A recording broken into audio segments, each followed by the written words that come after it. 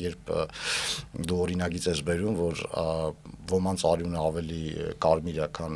մյուսներին է, երկնագույն։ Հա, սա ոչ միայն, չգիտեմ, բանակի հայրն է անիծում, ուզում են, որ մի օր ուղղակի աղքատները վեր կենան եւ ուտեն հարուստների։ Հայաստանի բոլոր իշխանությունները, բոլոր իշխանությունները ժողովրդին իհարկե նեղացրել են, բանարդար են եղել ժողովրդի նկատմամբ, բայց սա առաջինն է, որ ժողովրդին փչացնում է։ Ես չեմ հավատում, որ զորային հրամանատարների շարքում, չգիտեմ, գնդերի, գումարտակների, նույնիսկ կորպուսների հրամանատարների մեջ կան մարդիկ, ում այս գաղափարը դուր է գալիս։ Ամենաշատը ինչ որ կառաջել է, այդ շարքում հավսարս գազ տանող, ոտնաթաթը ուղիղ ձգող եւ ծունկը չծալող, չծալելով քայլող զինվոր կար առաջ։ Ողջույն, եթերում զորազրույցն է, ես Արմեն Աթալյանն եմ։ Ես Ավետիք Տեմքերոպյան։ Եվ այսօր մեր հյուրը մեր ընկերն է, լրագրող, խմբագիր, հանրային ռադիոյի նախկին տնօրեն, մեր մարտական ընկերը Գարեգին Խումարյանն է։ Ողջույն ձեզ պարոնայք, ես բազարումի ուրիշ բանի էլ նախկին եւ հուսամ նաեւ ապագա տնօրեն եմ, պես որ մնացածը կնեղանան, կարծում եմ ձեր ներկայացնելու։ Դու ներկայացում ոնց ես։ Առաջին մասը լավն էր, այսպես։ Դու 114 դպրոցի նախկին շրջանավարտ, հայրուսական համարսարանի։ Չէ, դες նախկին որ գնանք շատ։ Այսօր Գարեգինին Գարիկ ասեմ, թե Գարեգին։ Մեր մեջ Գարիկ ենք ասում։ Գնացինք, ուրեմն տենց։ Հա, այսօր Ավոյի հետ որոշեցին Գարիկին կանչենք, որպեսզի Բայց ես Ավոյին միշտ պարոն Քերոպյան եմ ասում անկախ։ Չէ, չի ստացվի։ Այստեղ պետք է այդ մտերիմության բանը պահել։ Թե չէ, Սիրալիր եմ ասում, եղբայրաբար։ Խնդիրը ճիշտ ասած բանն է։ Զորակոչի այս նոր կարգն է, որը քննարկվեց, շատ լուրջ աղմուկ բարձրացրեց։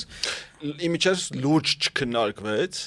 բայց աղմուկը լուրջ բարձրացավ։ Դե ինչի համար հենց քեզ հետ, որովհետև դու ես հիշում եմ, որ ակտիվ նաև մասնակցություն ուներ ոգեզենի այդ հալթակի մենակ ինքը չէ, ես էլ։ Հա, Ավոն էլ, դե ինչու ենք իրանք կանչում։ Դու էլ։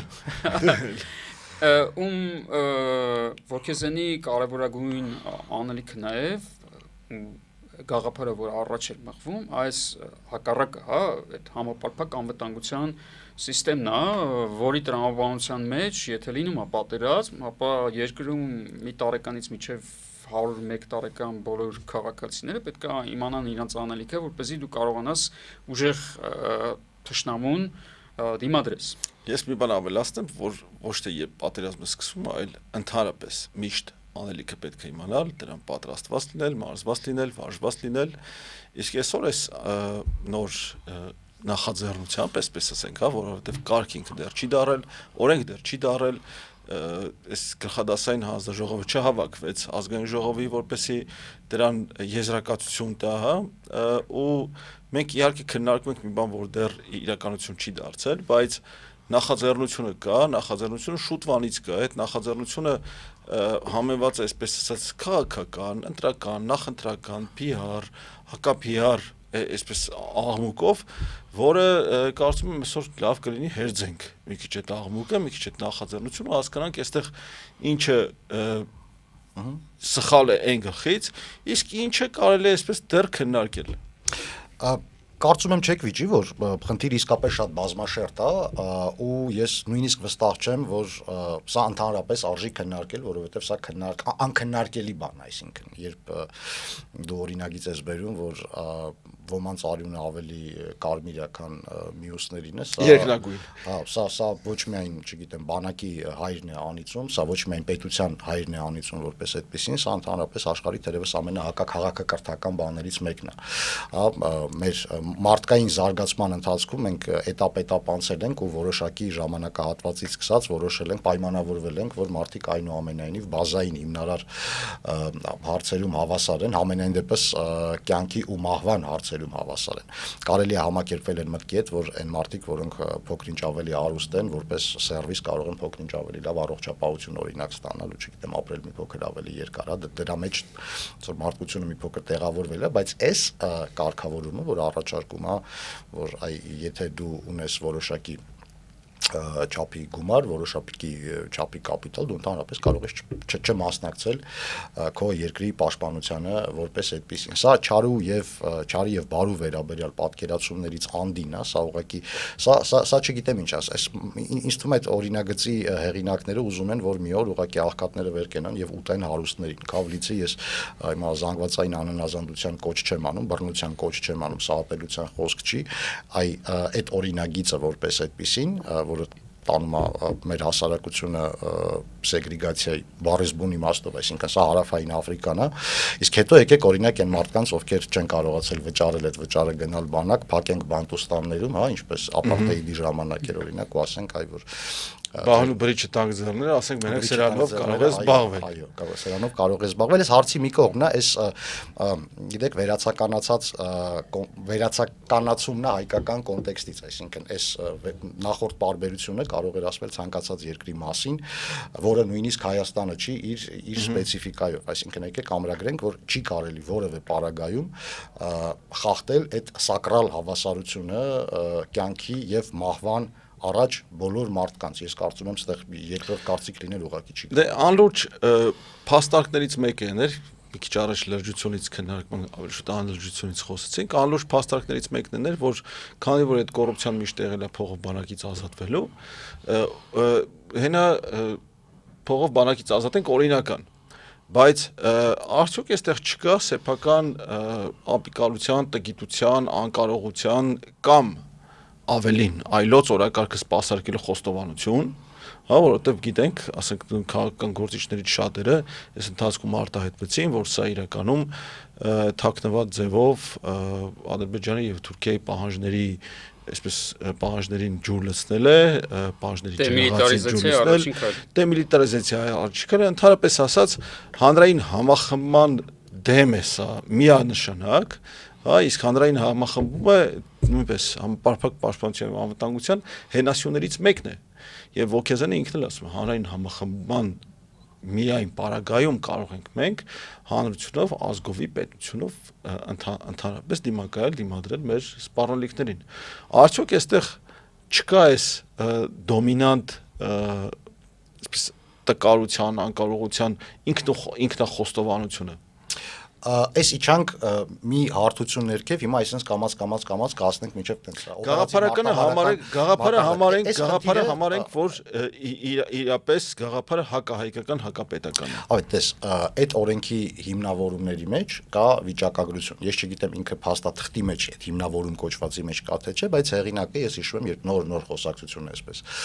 իհայտ էր գալիս, դա եթե չեմ սխալվում դեռ նույնիսկ այս տարի էլ չէր, անցած տարի էր, ինքը հետաքրքիր վիճակագրություն բերեց, այո, Հայաստանի Հանրապետության զինված ուժերը խնդիր ունեն։ Զորակոչային տարիքի հասնող մարդկանց 50%-ը ըստ այդ օրինագծի ուրեմն հեղինակների ինքը հավաքակայաններ ուղղակի չի հասնում, այսինքն այստեղ կա երկու Դե իմ ունեցած վիճակագրությունը մի քիչ ավելի վատն է, որովհետև իմ իմացածը 60-ից ավելի տոկոսն է, իրականում այդ 15-ից ավելի հազար զորակոչի տարիքի հասնող երիտասարդներ են ամեն տարի, որից կեսից հաստատապես ավելի պակասն է գալիս ծառայության։ Այդ խնդիրը կա, հիմա 50% է, 60% է, չգիտեմ, բայց այն որ մարդկանց, որ բանակը չի ստանում իրեն հասանելի մարդկանց, դա իսկապես փաստ է, դա խնդիր է, որը պետքա լուծվի։ Մենք գնում ենք հակառակ ճանապարհով, մենք խոստովանում ենք, որ մենք այդ խնդիրը չենք կարող լուծել, մինչդեռ ես կարծում եմ, որ ինքը միանգամայն լուծելի է։ Ասում ենք, եկեք այդ խնդիրն ուղղակի օրինականացնենք, այդ, չգիտեմ, օրինակ Հնդկաստանում երևի գիտեք վիճակագրություն կա, որ աշխարհում հա բանը մեկ միավոր ժամանակում տեղի ունեցող բռնաբարությունների թվով Հնդկաստանը տարբեր պատճառներով, այդ թվում եւ դեմոգրաֆիկ համար մեկն է, ոնց որ հնդկական իշխանությունները ասեն, այնտեղ դա իսկապես խնդիր է, օրինակ Փառք Աստծո Հայաստանում արևմտյան նաեւ քաղաքակրթության երկրներում այդ աստիճանի բարդ խնդիր չի, որքան օրինակ այդ հասարակություններում, էլի ամենայն հարգանքով շատ տարբեր պատճառներով, հա, այդ ոնց որ այնտեղ ասենք գիտեք դե մեր մոտ ինքը շատ է, մեր մոտ այտենց ամեն 50-րդ դեպքը ամեն 50%-ը չենք կարողանում բացահայտել, եկեք ուղղակի սա օրինականացնենք։ Ասեմ ավելին, եղել են դեպքեր պատմության ընթացքում, հա, էլի արևելյան քաղաքակրթություններում, երբ այդ հարցերը գցելու ինչ որ այտենց ազգագրական մեխանիզմներ կան, հա, այդ ինչ որպեսի դեպք է տեղի ունեցել, հասարակությունը ինչ որ շտրաֆեր նշանակում այնտեղ, չգիտեմ, ընտանիքի կառուցվածքի փոխվի եւ այլն, բայց այդ դեպքը չի, հա, այսինքն այդ լրիվ հենց այդ նայեք բանակ չգնալը հանցագործություն դա դասալակություն չի իհարկե մենք այդ տերմինը շատ հաճախ պատեհ եւ անպատեհ օգտագործում ենք դա հանցակազմ է խուսափում է զինվորական ծառայությունից սա հանցագործ օրինական պատճառներ չկան իսկապես սա լեգալայզ է սա դասալակության լեգալիզացիա է սա բանակ զինվորական պարտադիր զինվորական ծառայությունից խուսափելու լեգալիզացիա է որը նաեւ բացի ամեն ինչից հրակասահմանադրական էլ է ինչ շատ հետաքրքիր կլինի տեսնել սահմանադրական դատարանի այն վճիռը որը կասի որ այս օրինագծի մեջ հակասություն չկա սահմանադրության հետ։ Դե մարդու իրավունքների պաշտպանը լրությունը խախտեց իր դարավոր եւ արտահայտվեց սրա հետ կապված, որ որոշ դրույթներ հակասում են սահմանադրությանը, ընդ որում այստեղ հենց իրավունքների տեսանկյունից, հա, մարդու իրավունքների եւ հավասարության եւ սոցիալական հավասարության տեսանկյունից, բայց ես օրինակ այստեղ մի վտանգ եմ տեսնում, շատ լուրջ վտանգ, որը կարող է բերի պետության փլուզման, իրականում սա հասարակության այսպես ասած կաստայացման հիմք է այդպես։ Հա, եթե առաջ կար ռասայական խտրականություն, զինվորի մայրը առանձին ռասա էր դարել Հայաստանում, հա, եթե 90-ականներին կամ 2000-ականների սկզբին զինվոր բանակ ճամփել է եւ հետ դիմավորել է այսպես հպարտությամբ էր, հետո դա դարձավ խեղճության նշան, բայց հիմա գնում ենք ոչ թե խեղճությունից անցնում ենք կաստայացման, որը բերելու է լուրջ է սոցիալական խնդրին, սոցիալական լարվածության խնդրին, իմիջիայլոց այստեղ աղքատությունը ու հարստությունը այնքան սոցիալական լարվածություն չի առաջացնում, ինչքան օրինականացված կաստայացումը։ Ընդ որում կաստայացում հակառակ ընտրանքի սկզբունքով, որովհետև այդ կաստայացումը միշտ էլ եղել է զենքի շուրջ, զինված մարդկանց շուրջ, բայց սովորաբար քաղաքակրթական բնականon ընթացքը ենթադրում է, որ էլիտան հենց այդ ռազմաֆեոդալական այնտեղ կաստան բարձր կաստի։ Հիմա մենք ստեղծում ենք ստորին կաստա ենք ստեղծում, որը իմիջիայլոց պետք է չի ասել, որ հարուստ եւ աղքատ, հա, կլինեն մարդիկ, որոնք որ գաղափարապես աղքատ կգտնվեն այնքան, որ կգնան փողով երեխաներին բանակից ազատելու, մենք կունենանք ինչ որ, այսպես ասած, վեհնախավի նման մի բան, որը գաղափարապես աղքատ կլինի, եւ կունենանք ներքին խավի նման մի բան, որը գաղափարապես կասի տունս չեմ վաճառի տղայիս բանակից ազատելու համար, կամ չեմ գնա վարկ վերցնեմ 5 տարի կամ 10 տարի փակեմ, տղես բանակից ազատվի։ Մինչդեռ մենք իհարկե կգտնվեն։ Ամենամեծ պարադոքսը գիտես որ նա որ այ մենք հիմա 3 լուրջ տղամարդ նստած քննարկում ենք մի բան, որը այմարդ ընդհանրապես քննարկելու չի։ Սրա մասին խոսելը ես կարծում եմ, էլի, սրա մասին խոսելն էլ է ամոթ, էլի, ինչ որ իմաստով։ Մի կողմից պղծություն, ցավը գիտես որն է, որ մի առավոտ կարող ենք մենք լուրջ 3 տղամարդը սալտնանանք ու կարդանք լուրերով, որ այսօր առավոտյան խորհրդարանը հերթական նիստում հաստատեց։ Ասես վայ մորե։ Եկեք հանուն արդարության մի կարևոր բան էլ ֆիքսենք, այդ օրինագծում պոզիտիվ բաներ էլ կան։ Այնտեղ շատ խստացված է զինծառայության զորակոչային տարիքում եղած ժամանակ քաղաքացիությունից դուրս գալու ընթացակարգը շատ բարդացված է ու շատ թանկացված է, ինչի հետ բայց դա էլ սահմանադրության հակասությունն է, որովհետև գենդերային բան է։ Նայ, այստեղ խտրականությունն է կներես, էլի, ասենք ինչի պետք է աղջկա համար, չգիտեմ, պահանջեն 100,000 դրամ, տղեկի համար 15 միլիոն։ Էդ էլ իհարկե, հա, այստեղ Դեռ աղջիկներին էլ թողին։ Այստեղ էլ կա այդ լուրջ խնդիրը, բայց ես օրինակ ավելի հեռու կգնա իրականում։ Կզրկեի ոչ միայն քաղաքացիությունից, այլ բոլոր իրավունքներից Հայաստանում։ Գույքից, գույք ունենալու իրավունքից, հա, որևէ գործընթացի մասնակցելու Հայաստան գալու իրավունքից կզրկեի։ Այն մարդկանց, ովքեր կգտնվեն գաղափարապես այդքան աղքատ, որ կգնան կամ գնում են այսօր, հա, քաղաքացիությունից հրաժարվելու, ինչա թե բանակ չգնան ծառայելու, էլի չէ կանում Հայաստանում ախպեր։ Լրիվ համաձայն եմ։ Այ կոչվել է Յան վերջացանցից էլ կզրկեի։ իրականում, որովհետև գիտեք խնդիրը հիմա կարող ասել ծայրահեղ, բայց ծայրահեղականություն չի փողով քաղաքացիությունից հրաժարվել, բայց ասենք օգտվել ասֆալտից, դպրոցից, առողջապահությունից, այդ կարգավորման փիլիսոփայությունը հենց այդ է որքան հասկանում ես։ Այսինքն դու ծնվել ես, քեզ մատուցվել է անվճար ծննդօգնություն։ Դու գնացել ես հանրակրթական դպրոց, որը քեզ համար եղել է անվճար։ Դու ստացել ես այսպես միլիոնավոր դրամների սոցիալական ծառայություն պետությունից մինչև քո չափահասություն լրանալու։ Ենթադրվում է, որ եթե այսպես սերունդների համերաշխության սկզբունքը թոշակառուներից տեղափոխենք դեպի զորակոչային տարիքի երիտասարդներ, այդտեղ պլյուս մինուս նույն բանն է աշխատում։ Այսինքն մինչ դու ծնվում ես գնում էիր դպրոց, սովորում էիր եւ այլն, քեզանից մի փոքր ավելի մեծ տղաներ սահմանի վրա ապահովում էին, որ դու այդ դպրոցը գնաս, ծնվես եւ այլն։ Մի փոքր ավելի տարիքովներն էլ աշխատում են հարկեր են վճարում, որպես այդ սա հենց հանրային համերաշխությունն է, որի մասին որ մենք խոսում ենք, որը այս օրինագծով իսկապես մեծապես խարխլվում, ասեմ ավելի, նույնիսկ եթե ինքը չընդունվի էլ, ինքը մեկա խարխլվում է, որովհետեւ գիտեք, նարատիվներ կան, որոնք անհետևանք չեն մնում, այսինքն սա Օվերտոնի պատուհանն է, ընկերներն են, որ ասում են, ինչ վատ բան կա սրա մեջ, որ չէ, ընկերներն են, որ ծառայել են, հա, պատերազմել են մասնակցել, բայց սուր ասում են, էլի լավ, էլի փող կգա բյուջե, բան եւ այլն, բայց պիտի հասկանանք մի բան, որ հասարակության այս հանրային համերաշխության հիմքերը խարխլելը շատ ավելի տևական, խորը եւ մնայուն ազդեցություն ունենալու։ Բայց ախր ստե մի հատ խնդիր կա, էլի, եկեք մի քիչ գոնե ազնիվ լինենք, ժո։ Այդ համերաշխությունը արդեն խարխլված է։ Ինչի, որովհետեւ եթե դու պատմականորեն նայում ես, ցանկացած պետության էլիտան միշտ առաջնորդել է պատերազմներ։ Ու հիմա էլ այդպես։ Այսինքն դու կարդում ես օրինակ լուրեր, կարդում ես, որ Աֆղանստանում կամ Իրաքում բրիտանական զորքի այսինչ հրանատարը, որը այսինչ ընտանիքից է, ու կարդում ես մեծահարուստների ընտանիք է, որի միտեղ են էսա, միտեղ են էլ պարտադիր գնացել սպայա դարել։ Հա, ինչ որ կոմսեր են, են հերցոգներ են։ Դարերով եկել է։ Մեզ մոտ մեծահարուստը միշտ էլ թքած է ունեցել բանակի վրա։ 1000-ից մեկն Ռուբեն Վարդանյանի որդին որ ծառայել, Ռուբեն Վարդանյանի տղան, որտեղ մի հատ դեպք կա, հա, Ռուբեն Վարդանյանի որդին Բակո Սահակյանի որդու հետ ծառայել էր, հա, Քոչարյանի որդիները ծառայել են, բայց այդպես աղմուկ չէր բացած, ես գիտեմ որ սպեցնազում էին ծառայել, հա, ու բանի, Փաշինյանի որդին այդպես ֆուլ PR-ը ծառայել է։ Ու վերջ Տոնոյան Դավիթի տղու հետ միասին ավնեց հավեսով PR արեցին։ Ես էլ սովորական քաղաքացին եմ, այն ինչ որ հիմա ըստ էության Հայկ Սարգսյանը թղթով դեմ է տվել։ Մենք նստած խոհանոցներում մենք նկատում ժողովուրդը քննարկել է միշտ, որ ախպերես երգիրը քյասիբի վզին է թողած, հարուստները կայֆավատ են լինում, մեր երեխեքը գնում զոհվում են։ Հիմա Հայկն Սարգսյանը եկել ասում է ժողովուրդ, եկել է անկեղծանալու ժամանակը,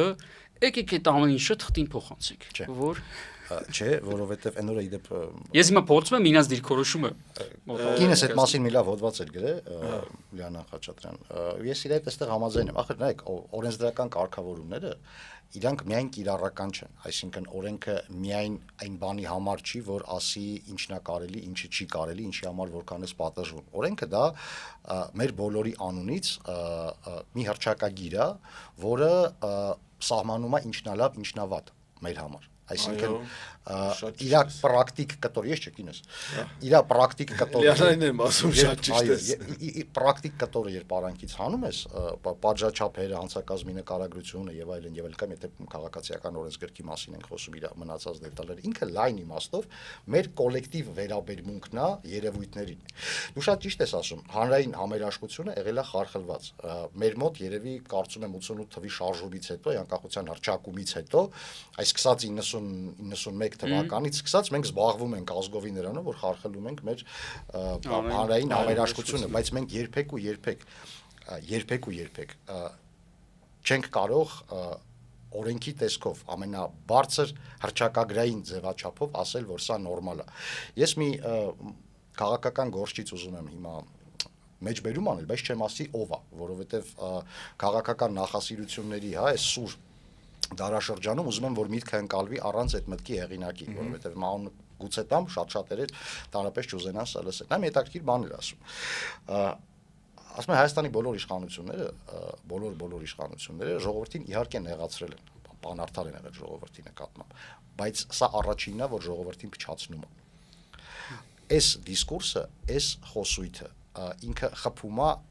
ու այն ամենա ողնաշարին եւ ցանկացած մարդու եւ մարդկանց խմբերի եւ մեր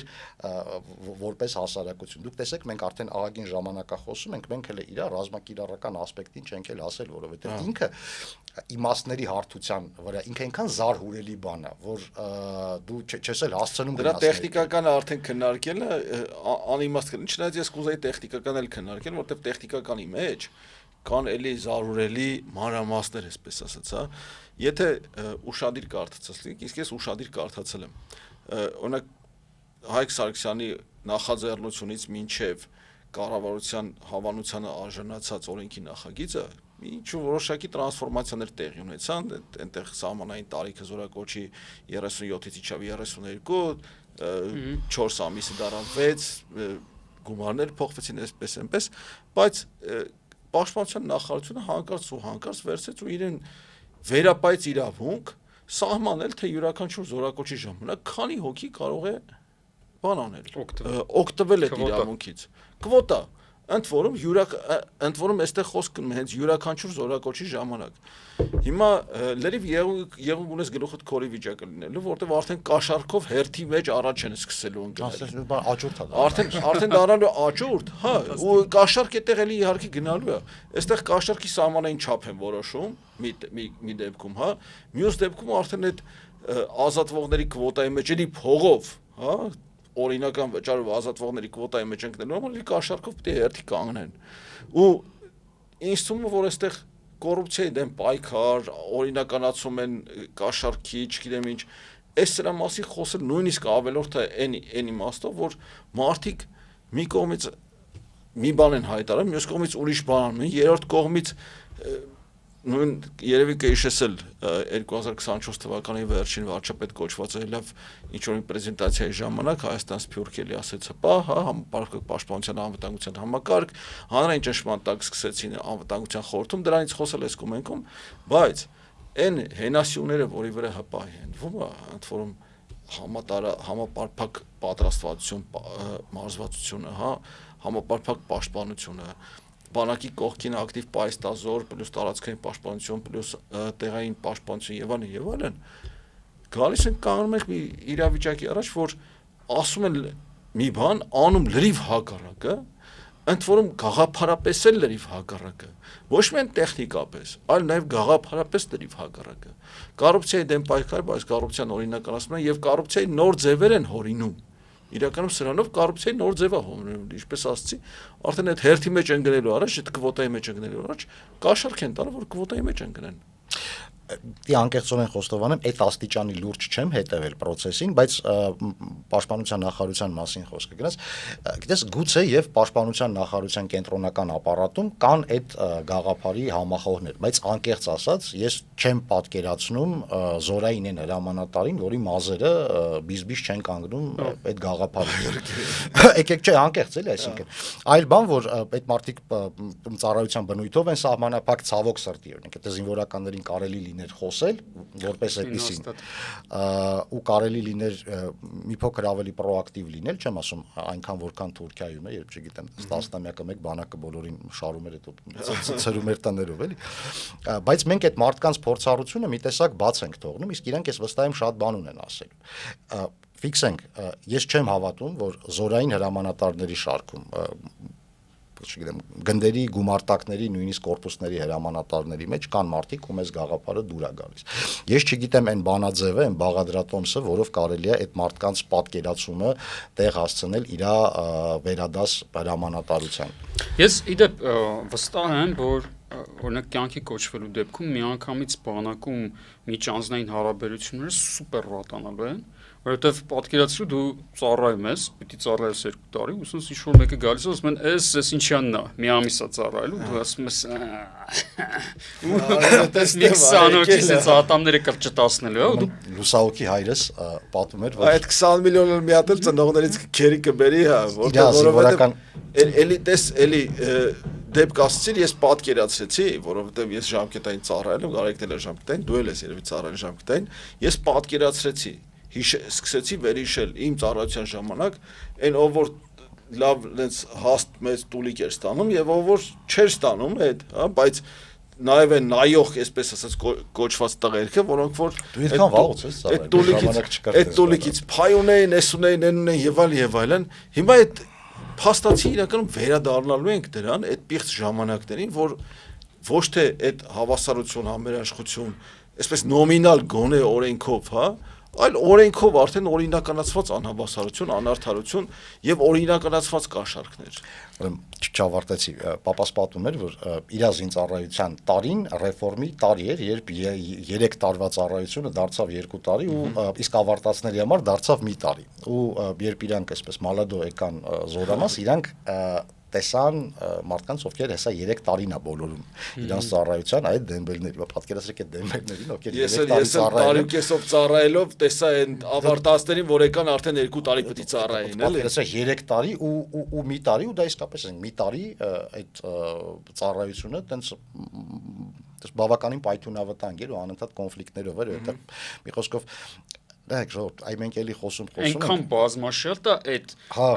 հարաբերությունները, որ առաջանալու է բանակում զինվորի միջև, առաջանալու է բանակում սպա զինվորի, որ ասում են, այս ձեռմիտուր ինքը փոխտավողը հանկարծ չբողոքի, այդ այն մակարդակում, որ հիմա ըստ էության ինչն է մոտիվացիան, ասում են, վատ կլինի, որ բանի զինվորի բանը 100,000 դրամ փողը։ Անկեղծ ասած ինձ ժամկետային զինծառայության ժամանակ բացարձակապես այդ փողը չէր անհանգստացնում, անկեղծ։ Ես շատ երջանիկ էի, որ տանեցիները ինձ չեն պահում, պետությունը այսպես շորս ու սնունդս ապահովում է, ես էլ ինչ պետք է տենց Իմ ժամանակ մի առանձնապես այդպես չէին։ Չէ, նկատի ունեմ, այսինքն դեռ լավ չէին էլ ապահովում։ Հետո նայեք, էս էլ է շատ կարևոր հանգամանք, էս էլ է հանրային համերաշխության ու պետականության ընկալման խնդիր, էլի ժամկետային զինծառայությունը բացի անվտանգային գործոն լինելուց բացի նաև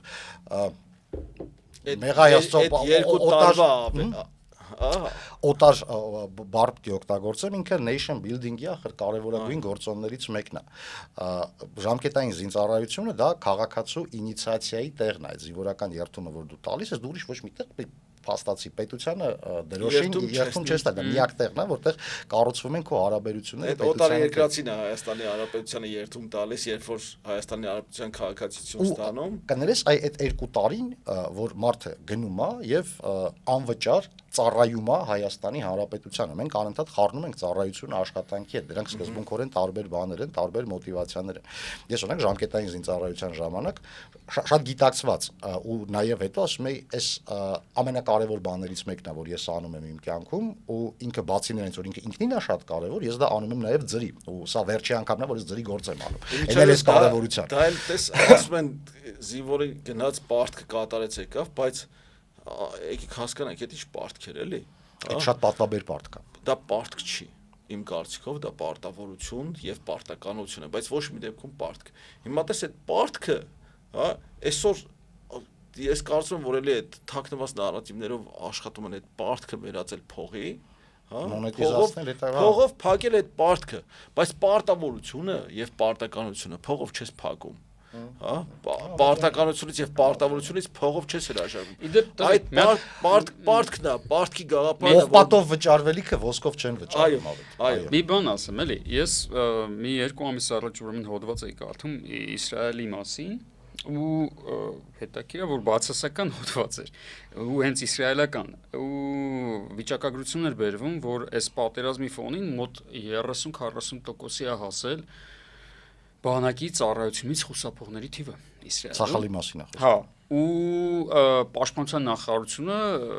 միջոցներ է սկսել ձեռնարկել որպեսզի ավելի հրապուրիչ դարձնի այնտեղ բայց ինչ էր էլի ասվում էր որ արձակուրդների մասով հա արձակուրդներ ավելի հաջող որ ավելի մեծ շրջան կարած գնաս արձակուրդ որ չգիտեմ բաներ է ավելի հրապուրիչ է էլի դարձնում որ այդքան sense խիստ չի խստությունը թեթևացնող ինչ որ բաներ եւ այլն հիմա ես վստահ եմ էլի եթե Իսրայելը մի հատ քնեսետի պատգամավոր դուրս գասի ժողովուրդ եկեք փողով դարձնենք բան չնայած որ Իսրայելը հարուստ է իդեպ այն մորքուրները որ միշտ sense հոդվածների տակ գրում են սարքեք բանակը բան այդ պայմանագրային, հա։ Դու պատկերացնում ես Իսրայելը, որ ուզենար պայմանագրային բանակ, ինչ հանգիստ կարող չէ, աներ իր բյուջեով, իր ֆինանսական բայց չէ, ու պատկերացնում եմ նման падգամավորի օրը ինչ կդառնար, եթե գիտեք որևէ բանակ, որը ստեղծվել է պատերազմելու համար, ուզում եմ ասեմ, իրանք եւս այդ խնդիրը ունեն ու շատերը ունեն իմ կարծիքով։ Շատ հետաքրքիր դիտարկում էր, երկու կտոր կա այստեղ, շատ հետաքրքիր վիճակագրություն է, որ Իսրայելում ռեզերվային զորակոչի ենթականների 40%, որքան հասկացա, տենց չէ, երիտասարդները որ պետքա գնան այս պատերազմի ֆոնին։ Այս պատերազմի ֆոնին շուրջ 40%-ը չի ուզում ծառայի։ Շատ հետաքրքիր տվյալ է, կարդամ Կարծիքով մենք ռոզվի ակնոցներով ենք նայում։ Այս շատ հետաքրքիր է, շնորհակալություն։ Երկրորդ կտորը, բոլոր այն բանակները, որոնք ստեղծված են պատերազմելու համար, այս պայն աշխարհում բանակների մեծամասնությունը պատերազմելու համար չի։ Այսինքն բանակը եւ զինված ուժերը օրինակ արևմտյան աշխարհում այդ պես միջազգային հարաբերություններին մասնակցելու գործիք է, դա հանրային դիվանագիտության էլեմենտ է, եթե կուզեք, այդ Չնայած տեսնում ենք, որ ձևա փոխվում է։ Չէ, հիմա ռուս-ուկրաինականից հետո բոլորը շոկի մեջ են ու հասկացան, որ այդ դարաշրջանը անցավ, բայց ակնհայտորեն Եվրոպայում մենակ չկար։ Եվրոպայում երևի միակ բանակը, որը այն գլխից, այսինքն ինքը պատերազմը աչքի առաջ ունեցել է, նույնիսկ Ֆինլանդիան չէ, խոսքը Լեհաստանի մասին է, ծավալներն էս, ինքը այս պահին երևի Թուրքիայից հետո ՆԱՏՕ-ի երկրորդ բանակն է, շատ ամբիցիոզ ռազմական արդյունաբերություն, մի խոսքով ովքեր որ պատերազմ են աչքի առաջ ունեցել։ Մնացածը տենց կոալիցիայով այստեղ այնտեղ փոքրիկ խաղաղապահ ոստիկանական օպերացիաներ եւ այլն, այդ պայմանագրային բանակը ինքը այդտեղ է, բոլոր այն բանակները, որոնք Եթե խոսքը Միացյալ Նահանգների մասին չի, որը կարող է իրան միլիոնանոց բանակ թույլ տալ պայմանագրային եւ դեմոգրաֆիկ իմաստով եւ տնտեսական իմաստով։ Բոլոր այն բանակները, որոնք աչքի առաջ ունեն ռեալ մարտական խնդիր, օրինակ Չինաստանին, հա, չինական բանակը պայմանագրային չի, այնտեղ իսկապես Թուրքիային, Պարսկաստանին, Ադրբեջանին, Իրաքին, Սիրիային, որևէ երկիր, որը ունի, որի բանակը իր աչքի առաջ ունի մարտական առաջ, Սինգապուրին, հա, որը իսկապես, այսինքն դու ինքը վերացական չի այդ այդ ռազմական վտանգը վերացական չի։ Ինքը գիտի, որ գալու են այս կողմից, գալու են մոտավորապես այս ուժերով եւ այլն, եւ բոլորը պահում են զորակոչային բանակներ, ինչի համար։ Այս ամենահետաքրքիր ու մեծ խնդիրն է մեր հանրային գիտակցության մեջ, էլի, մեզ թվում է, որ այն բանակը, որի մեջ որ մենք հիմա ծառայում ենք, այ դու գնացիր, կանգնած ես դիրքում կամ ուրիշ խնդիր ես կատարում եւ այլն, այդ բանակը կռվելու համար է։ Հիմա կներեք խորհրդային տերմինաբանություն օգտագործելու համար, ուղղակի կարևոր տեղ ենք ասել, որ բոլորին պարզ լինի, կա տենց հասկացություն, տերմին armia prikrytie կոչված, չեմ ապահովման բանակ ասենք, որի միակ խնդիրը դա երկրի ռազմավարական ծավալումը ապահովելն է։ Այդ ծավալված բանակը արդեն գալիս է, սկսում է լուրջ խնդիրներ կատարել։ Հիմա մեր բոլոր ռեֆորմները, այսինքն 2020-ին մեծ հաշվով մեր բանակը իր գործը փայլուն իր գործը կատարել է, հենց այդքան էլ հաշված է, այսինքն Թուրքիայի դեպքում օրինակ ռազմավարական ծավալումը մինչև 90 օր է, բայց իր մասշտաբներն են ուրիշ, այսինքն ինքը կես միլիոնից 90 օրում գալիս հասնում է 2.5-3 միլիոնի։ Մեր բանակը մեզ տվել էր ահագին ժամանակ, ինքը առաջի գիծը պահել էր 7-8 օր, հետո ընդհանուր առմամբ քիչ թե շատ մի խոսքով մենք ունեինք այդ ժամանակը, մենք 44 օրում պիտի ծավալվեինք, իսկ դա մեր մոտ տեղի չունեցավ, որտեղ մենք ռեզերվներով երբեք չենք աշխատել, որովհետև այդ պահանջն էլ դրած չի եղել։ Իրականում պահանջը դրած էր, բայց 19 թվականին, հա, վարչապետու Պաշտպանության նախարար Իլյան երրորդյա զորավարժությունից հետո ասեցին 220,000 հոգի ռեզերվիստ ենք։ Վիկիպեդիայում էլ է տենց կանգնացրել, բայց ես եթե ինձ ռեզերվիստ էին համարում, իհարկե ժամանակ կներեք ես ռեզերվիստ չէի։ 220,000-ը գիտեմ ինչ էր, դա ընդհանրապես հեռախոսը զանգեր, որը պատասխանել էին, էլի։ Բայց մի հատ իդեպ հացել ստեղ կա, էլի։ Երբ որ խոսում են կոռուպցիայից, որ այ ժողովուրդը խուսափում է եւ այլն, 2023-ին երբ որ մենք 25 օր էինք, դու լավ կհիշես, որ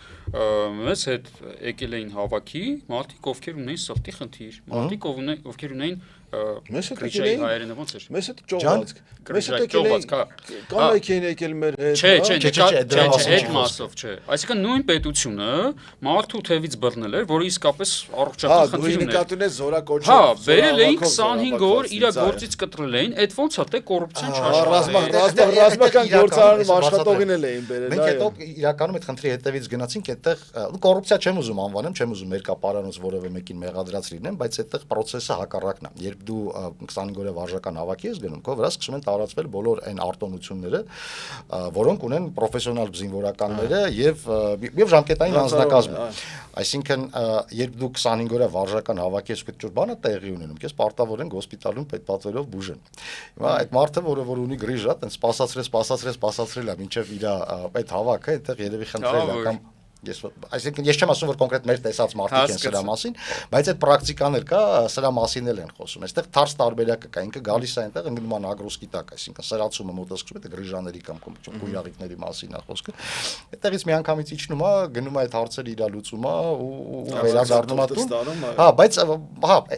այդ է քո նկարագրած խնդիրը, էլի։ Հասկացա։ Այլ բան, որ երբ այսինքն այդ վայնկամատի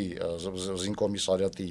ժողովուրդը նայում են, որ այս մարդը ակնհայտ, ասենք խնդիր ունի, էլի, ես հիշեցի դու մասին ես խոսում, այսինքն այնտեղ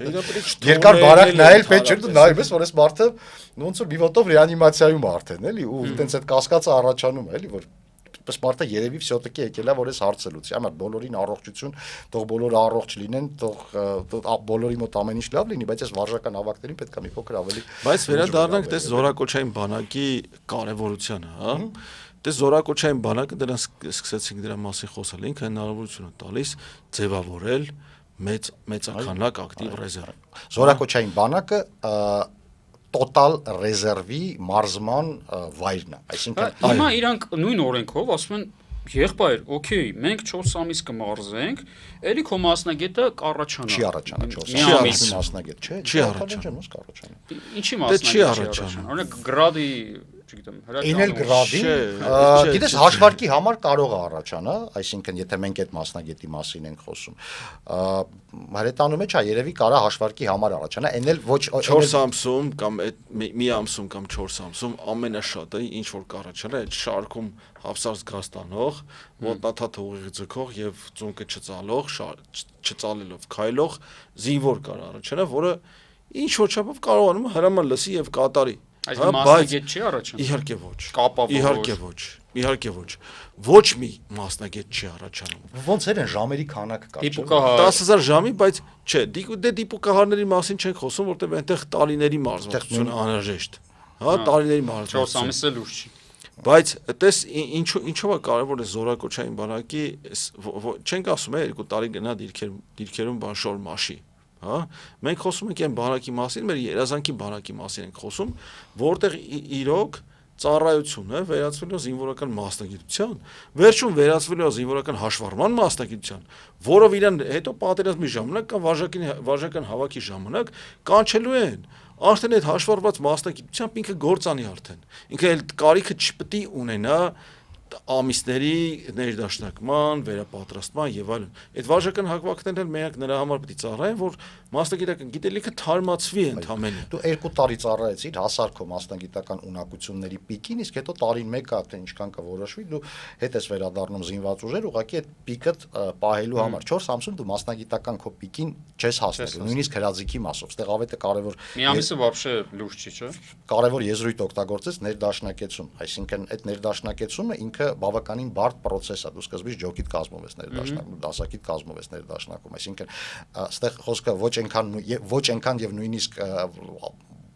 ոչ այդքան առանձին վերցրած զինվորական մասնագետի մասին է, ոչ բանակը անհատների մասին չի, բանակը ստորաբաժանումների մասին է։ Հա, շուտ միավորումների։ Եթե մեծ բանակա զորա միավորումների Խոսքը այս մասին, այսինքն ստեղ էլ պետք է մեր ուղեղի մեջ այդ կարծրատիպը փոխենք, այսինքն մենք ասում ենք այքանի, չգիտեմ, տանկ առել պետությունը այս տարի, հա, այսինքն հարցը ինքնին շատ սխալ է, Տանկը էական չի։ Քանի տանկային գումարտակ է եկել, այսինքն դու հենց սկսում ես այդ կատեգորիաներով մտածել, ստորաբաժանում, այդ ոչ այդքան կարևոր հարցերը արանքից դուրս են գալ։ Իհարկե դու 4 ամսում չես կարողանա ստանաս լավ մասնագետներից բաղկացած ներդաշնակված նորմալ ռազմունակ ստորաբաժանում, որի առաջ կարաս խնդիր դնես, որը հետո զորացել ես, հետո պարբերաբար հետ կանչես, իրենք իրար դեմքներ հիշեն, իրար հետ են գործում։ Կարևորը իհարկե ոչ այնքան ինչքան կզորակոչես,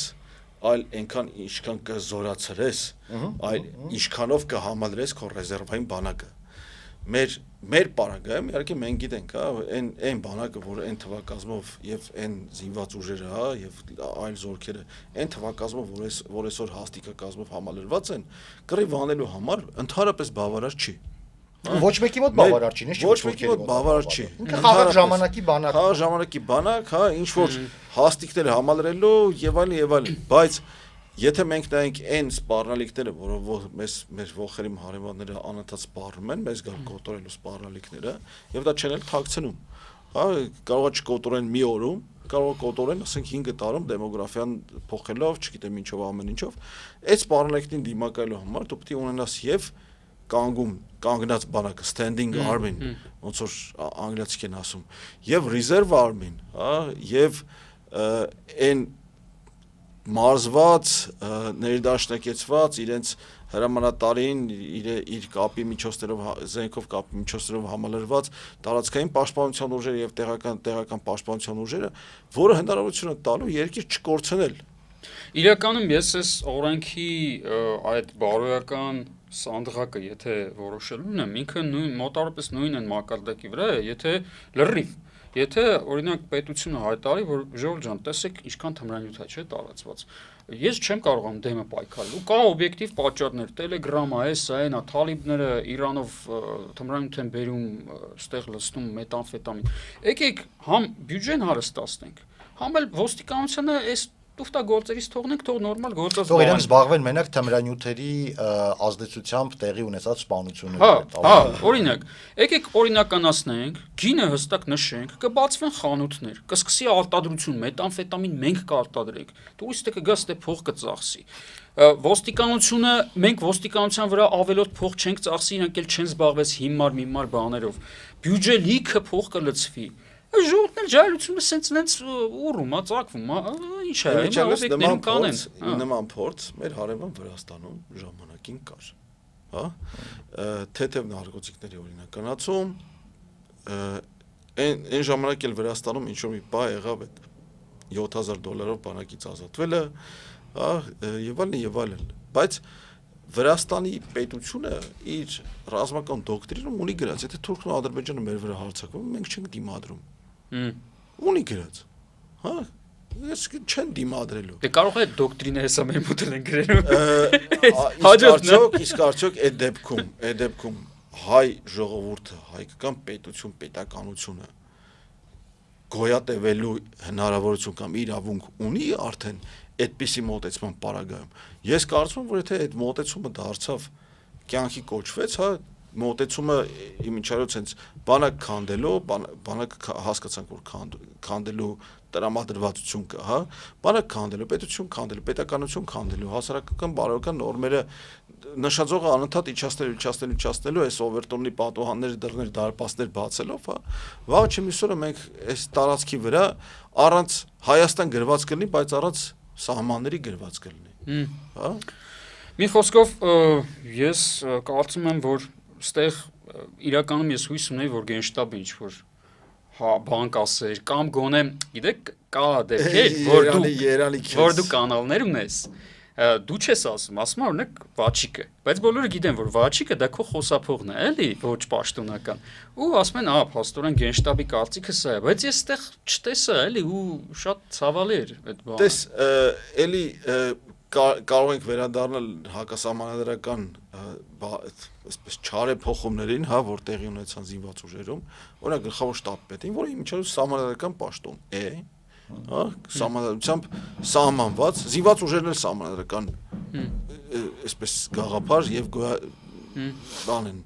հա, կառուցվածք են։ Գլխավոր շտաբպետին դարձեցի պաշտպանության նախարարի առաջին տեղակալ, բայց առանց փոխարինելու իրավունքի ստորադասեցին, իմիջիայլոց պաշտպանության նախարարը դա սահմանադրական պաշտոն չի, կառավարության կառուցվածքը, հա, դա առանձին օրենքով սահմանվող, որտեղ կարող է պաշտպանության նախարարը չկոչվել։ Ավելի կարևոր մարդուն, ավելի ոչ կարևոր սահմանադրական պաշտոնը, սահմանադրական պարտականությունը ստորադասեցին վարչական կամ կառավարչական պարտականություններին, լիազորություններին եւ դրանից այս կողմ սկսվեց այս գլխավոր շտաբի ոնց որ նսեմացում նվաստացումը։ բայց զինվորական խավի նվազեցում եւ ստորացումը իմ կարծիքով սկսվեց այն ժամանակ, երբ որ դրամական բավարարումը դարձրեցին աշխատավարձ եւ սկսեցին եկամտահարկով հարկել, ծառայության վայրը այդ ժամանակվանից դարավ գործի տեղ։ Ես անձամբ եմ տեսել դա։ Երբ բարձրաստիճան հրամանատարներին Շարուն Ֆիզո ու Շարային ստուգում ախր այդ գիտեք այդ կարա անի մեկը ով ուղակի չի պատկերացնում ինչա բանակում Շարային քայլել կամ ով ինչ որ հանձնարարություն է ստացել։ Հա, չէ, իսկապես էլ այսինքն բանակի ներքին այդ սուբ մշակույթը չպատկերացնող մարդու մտքով կարա անցնի, որ, չգիտեմ, այսինչ զորամասի հրամանատարին կարելի է կամերայի առաջ Շարային քայլացնել։ Այդ մարդը քննություն տալ։ Այդ մարդը ախր զորամասա վերադառնալու իր ինքը վաղը չէ մյուս օր այդ իր զորքը շարելու հետ խնդիր է ունենալու։ Հա ես երկար տարիներ հա ծրագրերի տնօրեն հեռարձակող մեդիաներում աշխատած լինելով մի մասնագիտական sense թերություն ունեմ անընդհատ քրոնոմետրաժին եմ հետևում կամած ձեր եթերը սպառվում է բարոնեք ես քանի ինչ չեք վռնդել տաղավարից մի կարևոր բան եմ ուզում ասել ուզում դիմել այս օրինագծի հեղինակին ամենայն հարգանքով առանց հեգնանքի այսպես որպես համակարգացի համակարգացու մեր այն մարդկանց ովքեր կառավարությունում են սա քննարկում այն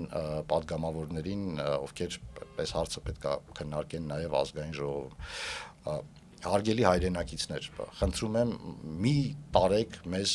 այս ճանապարհով սա լավ ճանապարհ չէ եմ ասում առանց հեգնանքի եմ ասում առանց մաղձի եմ ասում ուղղակի մի տարեք մեզ այդ ճանապարհով շնորհակալություն զրույցի համար զորաձրույցների եթերում հաջողություն